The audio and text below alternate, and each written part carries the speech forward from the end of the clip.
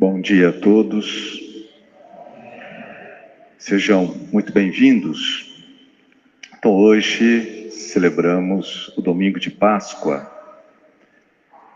e a igreja celebra a ressurreição de Cristo por 8 dias. É a chamada oitava da Páscoa. Até domingo que vem, nós estaremos celebrando a ressurreição de Cristo de uma maneira muito solene. Porque a ressurreição é algo tão fundamental para a fé que um dia é pouco para celebrá-la. Por isso a igreja estende por 8 dias. Começa a minha reflexão com uma frase de Santo Agostinho a respeito da ressurreição de Cristo, o grande Santo Agostinho. Agostinho disse assim: não é grande coisa acreditar que Jesus morreu. Também os que não têm fé acreditam nisso. Mas a coisa verdadeiramente grande é acreditar que Jesus ressuscitou. A fé dos cristãos é a ressurreição de Cristo, conclui Agostinho. Está aí a diferença. Nós não somos uma vírgula entre dois nadas. Nós somos uma vírgula na eternidade de Deus. De Deus viemos, para Deus retornaremos. Por isso que no Sírio Pascal tem as 2 letras do alfabeto grego, o alfa e o ômega, que no alfabeto português corresponde ao A e o Z, princípio e fim. Princípio da nossa vida e fim último também da nossa vida. Nossa fé na ressurreição é apostólica. Tanto que a nossa igreja é católica, apostólica, romana.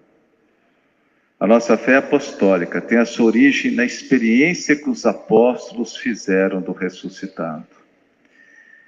É do anúncio de quem viu e sentiu que deriva a nossa fé na ressurreição. Eles não apenas viram, mas tocaram no ressuscitado, comeram com Jesus. Fantasma não tem corpo, fantasma não come, não bebe. Domingo que vem é o domingo do famoso São Tomé, domingo da misericórdia. Tem um quadro belíssimo que fala da incredulidade de Tomé, que aparece Tomé pondo o dedo na chaga de Cristo e virando, para não ter nenhuma dúvida. É ele. O testemunho dos apóstolos é documentado por muitas provas, tanto que a igreja não se baseia no túmulo vazio. A prova da ressurreição de Cristo são as aparições. São Paulo resume bem essa realidade na carta aos Coríntios, quando diz assim: eu vos transmiti o que eu mesmo recebi, que Cristo morreu pelos nossos pecados, foi sepultado e ao 3º dia ressuscitou e apareceu a Simão e depois aos 12 apóstolos. Mais tarde apareceu a mais de 500 irmãos de uma única vez.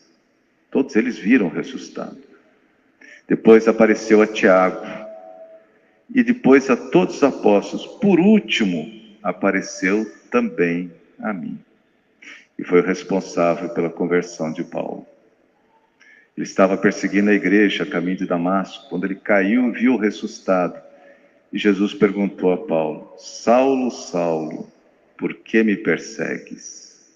Ele perseguia a igreja e perseguia o próprio Cristo, porque a igreja é o corpo místico de Cristo.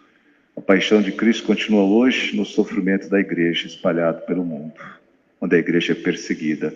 Hoje mesmo de manhã eu estava lendo, na Nicarágua não se pode fazer nenhuma procissão, nada, porque foi proibido. A paixão de Cristo continua no mundo, onde muitos cristãos, ao manifestarem a sua fé, muitas vezes são perseguidos e mortos. O testemunho de São Paulo, ele é muito significativo, porque o encontro com Cristo mudou a vida de Paulo, que de perseguidor passou a apóstolo do Evangelho. E como ele foi perseguido? Se vocês olharem as cartas de Paulo, sempre tem um apóstolo. Começa assim: eu, Paulo, vírgula, apóstolo de Jesus Cristo, vírgula, e continua. Porque até muitos cristãos não o aceitavam como apóstolo. E ele enfrentou toda essa resistência. mas foi fiel a Cristo até o fim. São Pedro e São João, quando estavam aprisionados e ameaçados de morte, vão dizer o seguinte, lá em Atos dos Apóstolos: não podemos calar sobre o que vimos e ouvimos. Nós que comemos e bebemos com Jesus depois que ressuscitou dos mortos, não podemos negar essa verdade, nem que isso nos custe a vida. Por isso que a nossa fé é baseada no testemunho dos apóstolos, ela é apostólica. As aparições constituem a prova por excelência da ressurreição de Jesus. E aqui um detalhe, aparição é diferente de visão. Na aparição, Jesus aparece sempre a um grupo de pessoas, apóstolos, discípulos, e eles não perdem a circunscribilidade, isso é, não perdem a noção do que está ao seu entorno, ele simplesmente aparece. E eles têm contato com Jesus, conversam com Jesus. Na visão, não. Por exemplo, quando Paulo teve a visão do ressuscitado, só ele viu, mais ninguém. Muitas vezes quem tem a visão perde a noção do que está à sua volta. A aparição, não. Jesus revela a sua condição divina. Há muitas pessoas ao mesmo tempo. Portanto, a ressurreição de Cristo é um fato histórico, é um fato objetivo. Não é fruto de alucinação coletiva. Quando uma pessoa vive uma experiência profunda, ela não pode se calar. Por mais que esteja consciente que suas palavras nunca conseguirão expressar a intensidade daquela experiência mística. São João da Cruz, um dos grandes místicos da igreja, doutor da igreja, século XVI, carmelita, reformador do Carmelo, ele até hoje influencia uma geração de místicos. São João Paulo II, por exemplo, quando fez a sua tese de doutorado, ele fez sobre São João da Cruz. Ele aprendeu o espanhol antigo do século XVI, leu todas as obras completas de João da Cruz, escreveu a sua tese de doutorado sobre as virtudes teologais na experiência mística de São João da Cruz. Por isso que João Paulo II era um místico. Ele era um místico. São João da Cruz teve experiências assim profundas de Deus. E ele expressava essa experiência através de poemas, porque ele não encontrava palavras para falar do inefável. Ele usava poemas. Pois bem, a experiência de Cristo ressuscitado foi tão marcante para os apóstolos que necessariamente eles não podiam se calar. Tinham que falar dela. Era impossível permanecer calado, mesmo que isso lhes custasse a vida, e custou para muitos deles. Por isso, os primeiros cristãos eram monotemáticos. O que significa isso? Apenas diziam que Cristo morreu e ressuscitou dentre os mortos. Querigma. É interessante a gente entender que os evangelhos, quando começaram, eles começaram falando da paixão e ressurreição de Cristo. Depois, com o tempo, os evangelistas foram completando, colocando passagens que falavam da infância de Jesus, da vida pública de Jesus, mas os evangelhos surgiram desse núcleo, do querigma, paixão, morte e ressurreição de Cristo. Todos os demais temas da pregação giravam em torno dessa mensagem. Eles não anunciavam ideias, mas acontecimentos vividos em primeira pessoa. E essa experiência não foi passageira, mas algo que marcou a vida daqueles homens e daquelas mulheres. E que mudou definitivamente suas vidas. Basta ver Pedro, né? Como isso mudou a vida de Pedro. É bonito o capítulo 21 do Evangelho de João, quando Jesus entrega a igreja a Pedro. E ele pergunta 3 vezes para Pedro: Pedro, tu me amas? Normalmente a gente faz referência à negação de Pedro, né? Só que é uma diferença substancial aí. Pedro negou conhecer. Quando Jesus pergunta para Pedro se ele o ama, ele não pergunta assim: Pedro, vamos consertar o que você fez lá atrás, você me conhece? Não, ele pergunta: tu me amas? Amar é muito mais que conhecer. Eu posso conhecer N pessoas. Amar é você sacrificar por quem você ama. É diferente. E quando Jesus pergunta, no texto grego é muito bonito, Jesus, o verbo amar, na língua grega tem 3 níveis: eros, filia e ágape. Eros é o amor, atração física, daí vem o termo erotismo. Filia é um amor mais refinado, é o amor que existe entre as pessoas, quando você quer o bem do outro. Daí vem o termo filantropia, fazer o bem ao próximo, gostar do próximo. Ágape é o nível máximo. É você morrer pelo bem do outro. Quando Jesus pergunta a Pedro se ele o ama, as duas primeiras vezes ele usa o verbo no nível máximo. Ágape. Aí Pedro responde: Senhor, tu sabes tudo, né?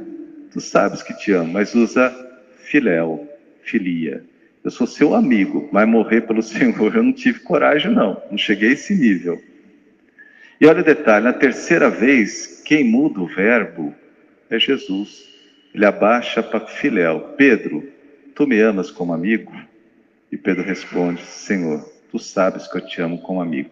Olha o detalhe, depois que Pedro reconhece a sua incapacidade de chegar ao ágape, ele chega, ele morre dando a vida por Cristo. É muito bonito esse texto. Pois bem, enquanto os dois apóstolos, Pedro e João, voltam para casa, diz o texto do Evangelho, Maria Madalena permaneceu no sepulcro. O Evangelho é muito claro. Os dois foram, João acreditou, Pedro ficou meio assim, não está aqui, mas será que ressuscitou? E voltaram para casa. Maria Madalena não. Ela permaneceu no sepulcro, estando lá de fora, chorando. Ela não se conformava. Ela queria achar Jesus. Até que Jesus ressuscitado apareceu a ela, e o choro de Maria se transformou numa alegria incontida. Ela procurou até encontrar. Ela vai até os apóstolos e anuncia: eu vi o Senhor. Maria Madalena tornou-se a primeira anunciadora de Jesus ressuscitado e ganhou por isso o título de apóstola dos apóstolos. A primeira testemunha a ver Jesus ressuscitado. Alguns teólogos dizem assim: Jesus apareceu às mulheres justamente porque elas são portadoras de vida, geradoras de vida, e são as primeiras a anunciarem a vida nova, a vida eterna. Somos chamados a ser como Maria Madalena, anunciadores da ressurreição do Senhor. Maria não se cansou de buscar até encontrar Jesus. E aqui vale a pena a gente lembrar disso. Até encontrar Jesus. Até fazer a experiência de Jesus. E vale a pena que se lembrar de tantos santos que não eram cristãos e se tornaram. Eu tenho uma profunda admiração por Edith Stein, que morreu no campo de concentração de Auschwitz. Ela foi uma sumidade, era judia. Quando chegou à idade adulta, ela abandonou a fé judaica. E ela se formou em filosofia, doutora em filosofia, de uma inteligência única, tornou-se secretária de Edmundo Husserl, o pai da fenomenologia. E ela dizia assim: a minha fé é buscar a verdade. Até que um dia, na casa de um outro casal, professores também, universitários, ela puxou um livro da estante. Era o livro da vida de Santa Teresa d'Ávila. E começou a ler. E se interessou, levou o livro para casa.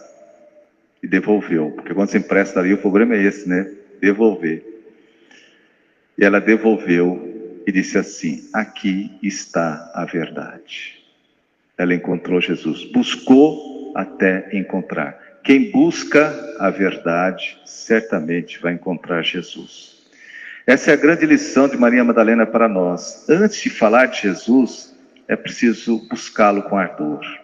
Porque a missão de transmitir o Evangelho é privilégio daqueles que conhecem intimamente a Cristo. Que através do exemplo e intercessão de Maria Madalena, possamos buscar o Senhor de todo o nosso coração e assim anunciá-lo com autoridade e alegria ao mundo. Que ela seja inspiração para todos nós. Busque o Senhor com intensidade e você vai encontrá-lo. Uma feliz e santa Páscoa a todos. Amém.